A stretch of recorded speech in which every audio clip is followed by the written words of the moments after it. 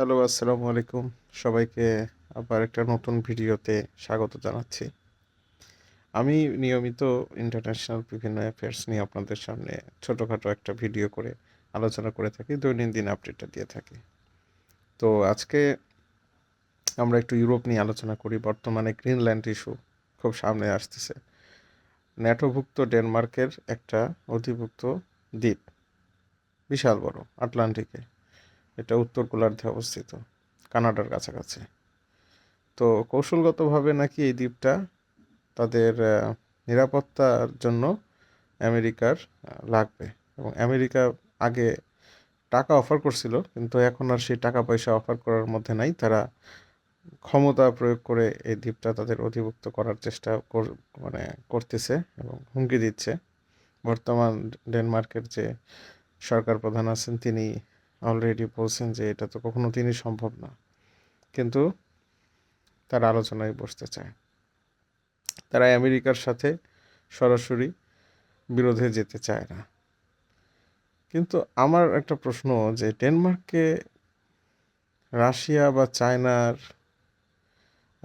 কোনো দিন অধিভুক্ত হওয়ার, বা সেখানে চায়না বা রাশিয়ার যে একটা আপনার হচ্ছে সফট কোনো একটা মানে ইনভেস্টমেন্ট অথবা কিছু একটা ব্যবসা বাণিজ্য কিছু, এরকম তো কোনো দিন চোখে আমাদের পড়ে নাই, বা আমরা তো কোথাও পাই নাই, বা এরকম কিছু আমরা দেখি নাই।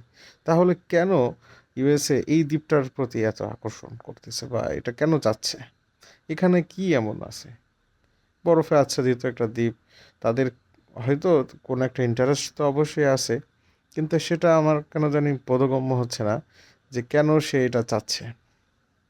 যদি এভাবে বড় বড় রাষ্ট্রগুলো অন্যান্য দেশের ভূখণ্ড দখল করা শুরু করে, মানে কোনো রকম কোনো আন্তর্জাতিক নিয়ম কানুন না তোয়াক্কা করে, তাহলে পৃথিবীতে বিশৃঙ্খলা তৈরি হবে। একটা সময় ক্ষুদ্র ক্ষুদ্র রাষ্ট্রগুলো তাদের মানে সার্বভৌমত্ব টিকিয়ে রাখার জন্য বড় বড় রাষ্ট্রগুলো আশ্রয় যাবে, এবং আবার সে পুরনো যুগের কলোনি প্রথা চালু হতে মানে হবে আর কি। পৃথিবীটা আবার পেছনের দিকে চলে যাবে, আবার সে পরাধীনতা, আবার সে একটা নির্দিষ্ট গোষ্ঠীর কাছে সম্পদ মানে চলে যাওয়া, এবং মানুষের যে একটা মানে স্বকীয়তা, সাংস্কৃতিক বলেন, ভাষাগত বলেন, জাতিগত বলেন, মানে কোনো কিছুই তো সেভাবে আর থাকবে না। মানে পুরা বিশ্বের অর্ডারটাই চেঞ্জ হয়ে যাচ্ছে। তো এইভাবে চলতে থাকলে বাকি বড় দেশগুলো তো চুপ করে থাকবে না।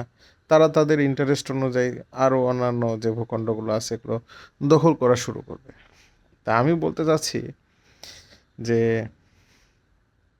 পৃথিবীতে এখন আসলে ন্যায্যতা বলে বা নিয়মকানুনের দোহাই দিয়ে টিকে থাকা মুশকিল। এখানে আপনাকে আপনার মিত্র খুঁজে নিতে হবে, এবং সেই অনুযায়ী আপনার ইন্টারন্যাশনাল পলিসি সেট আপ করতে হবে।